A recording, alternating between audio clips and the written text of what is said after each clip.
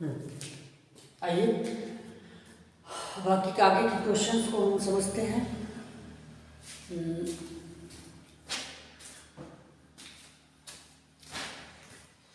Question number 8 कह रहा है 7 types of the same size. Same size माने एक ही साइज का 7 गो टोटी है। 7 टाइप्स का मतलब टोटी समझो, एक ही साइज का 7 गो टोटी है। फिर अ टैंक, एक टैंक को भर देता है इन 1 आवर 36 मिनट्स, 1 घंटे और 36 मिनट में।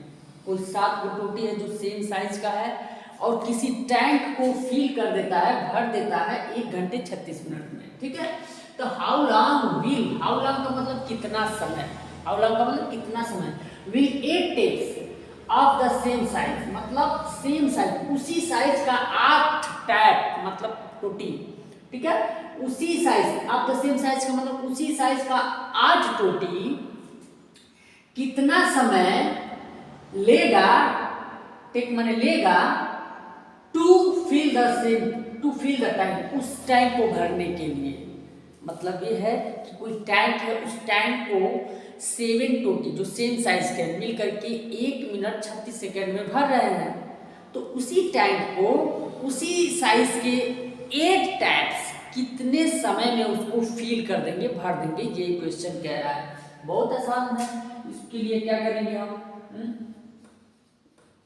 इसके लिए हम ऐसे अपना बनाएंगे जो बॉक्स होता है। ठीक, और यहाँ किसकी बात चल रही है, एक तो टैक्स की बात चल रही है। ठीक है, number of tax, number of tax की बात चल रही है, और देन टाइम, इसमें टाइम की बात चल रही है। टाइम को हम मिनट में कर लेते हैं ये डायरेक्ट। ठीक है, टाइम को मिनट में कर लेते हैं। अब ये कह रहा है 7 टैक्स जो है, अब मिनट है ना, 1 घंटा 36 सेकेंड, यानी 60 70 80 90 96 मिनट्स। 7 टोटी 96 मिनट्स में क्या कर रही है, टैंक को भर दे रही है, किसी टैंक को। अब वैसे ही सेम उसी साइज के 8 टैप्स कितने टाइम्स में उसी टंकी को फिल कर देगा, ये क्वेश्चन हो तो गया।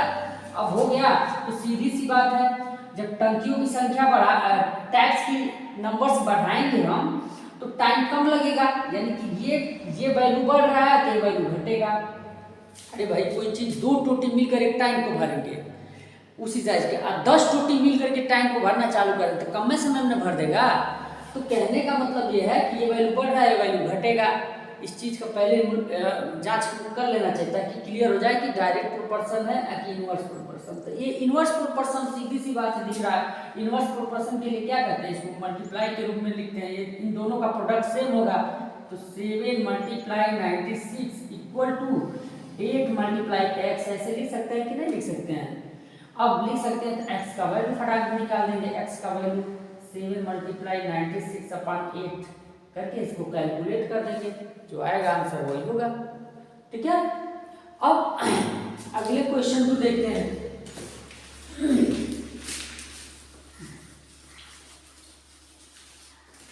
अगले क्वेश्चन को देखते हैं, वही सेम वैसे ही है। 8 taps of same size, 8 taps जो है जो सेम साइज के हैं, फिल अ टैंक, एक टंकी को भर देते हैं इन 27 मिनट्स, 27 मिनट्स में। ठीक, if the 2 taps go out of order, कह रहा है कि यदि उसमें से 2 taps, 2 taps go out of order का मतलब खराब हो गया है, गो आउट ऑफ ऑर्डर मतलब खराब हो गया है, तो how long would the remaining taps take to fill the tank. कह रहा है कि हाउ लॉन्ग, कितना समय would the remaining taps, remaining माने बचे हुए टैप्स, जो बचे हुए टैप्स हैं वो कितने समय में उस टंकी को फिल कर देंगे। ठीक है, तो कितना बचा हुआ है, यानी कि 8 में से 2 निकल जाएगा, 6 बचेगा। कुल में कहने का मतलब है 8 टैप्स, तो 8 टैप्स 27 मिनट्स में टंकी को भर दे रहे हैं। उसी टंकी को उसी साइज के समझो 4 टैप्स, उसको कितने समय में भरेंगे, ये क्वेश्चन सिर्फ ऊपर वाला क्वेश्चन। फटाक क्या करेंगे, ऐसे फटाक कर देंगे ऐसे। यहाँ समझो नंबर ऑफ टैप्स है, नंबर ऑफ टैप्स ये टाइम है, टाइम को हम मिनट में कर देंगे, टाइम को मिनट में कर देंगे, और यहाँ लिखा है 8 टैप्स 27 मिनट्स में, ठीक है। तो 6 tap 2 taps out go out of order हो गया है, खराब हो गया, तो 6 टैप्स क्या 8 हो गया। अब इसको कैसे लिखते हैं, ये सीधी सी बात है, टैप्स का नंबर घटेगा तो टाइम हमारा तो बढ़ ही जाएगा ना, ज़्यादा टाइम लगेगा। इसका मतलब हो गया 8 multiply 27 equal to 6 multiply x, तो x equal to 8 multiply 27 upon 6 करके सॉल्व कर देंगे। इतना छोटे छोटे डिजिट का कैलकुलेशन उसमें करना है, कितना आसान है। अरे वो क्या पढ़ते थे, हाँ वो कंपाउंड इंटरेस्ट अभी हम लोग पढ़े थे, कितना बड़ा बड़ा कैलकुलेशन था, उसके सामने तो इतना छोटा छोटा कैलकुलेशन एकदम बालू है, फटाक कर लेना। ठीक, आगे का क्वेश्चन देखते हैं।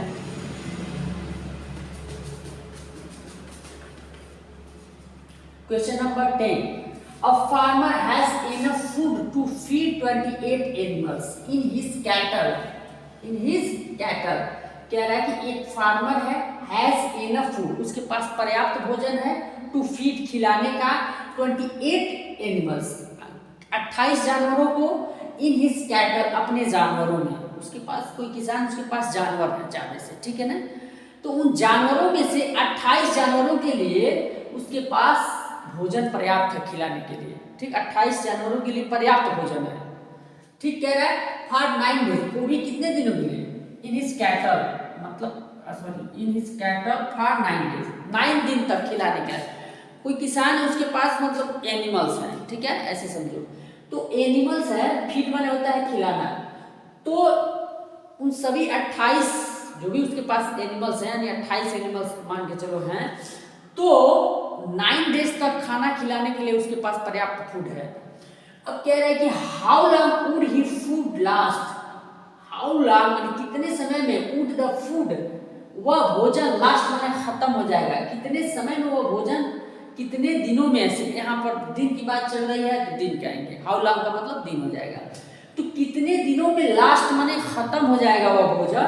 If there were 8 more animals in his cattle, कह रहा है कि यदि देयर वर 8 मोर एनिमल्स, यदि और 8 जानवर और उसमें अगर होते, अगर उसमें और 8 जानवर अधिक होते तो वही भोजन कितने दिन तक चलता, मतलब 28 जानवर थे तो 9 दिन तक खाना खिलाने के लिए है, 8 जानवर और बढ़ गए तो खाना थोड़ा कम दिन के लिए हो जाएगा, नहीं हो सकता 8 दिन 7 दिन 6 दिन कम हो जाएगा, नहीं ज़्यादा बढ़ेंगे तो जल्दी खा जाएंगे ना, ये क्वेश्चन कह रहा है। तो यहाँ क्या होगा, एनिमल लिखेंगे, एनिमल की बात चल रही है ना, एनिमल, और यहाँ पर क्या लिखेंगे एनिमल, और यहाँ पर डेज, क्या दिन की बात चल रही है, नंबर ऑफ एनिमल, यहाँ डेज हो जाएगा, ठीक है, नंबर ऑफ डेज, दिनों की संख्या, जानवरों की संख्या, डेज। अब क्या कह रहा है कि 28 एनिमल्स को खिलाने अगर खाते हैं तो 9 डेज में खाना खा जाएंगे, 9 डेज में उस पूरे खाना को खा जाएंगे, 9 डेज खाने भर का है।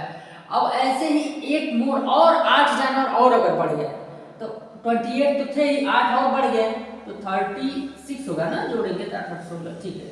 तो कितने दिन में खाएंगे, ये क्वेश्चन कह रहा था, हो गया। अब फटाक से एक्स का वैल्यू देखो, जानवरों की संख्या बढ़ेगी तो दिनों की संख्या क्या होगी, घट जाएगी, जानवरों का संख्या बढ़ेगा तो और जल्दी खत्म कर देंगे ना खा के, तो ये वैल्यू बढ़ रहा है, ये वैल्यू घट रहा है, यानी 28 मल्टीप्लाई 9 इक्वल टू, हम जान गए कि इनवर्स प्रोपोर्शन है, ठीक है, तो इनवर्स प्रोपोर्शन को हम ऐसे गुणा के बराबर के रूप में, इन दोनों का गुणा आपस में बराबर होता है, तो 36 मल्टीप्लाई x कर देंगे, x का वैल्यू क्या होगा 28 मल्टीप्लाई 9 अपॉन 36 हो गया, इसी को सॉल्व कर देंगे, आंसर हमारा आ जाएगा, ठीक है।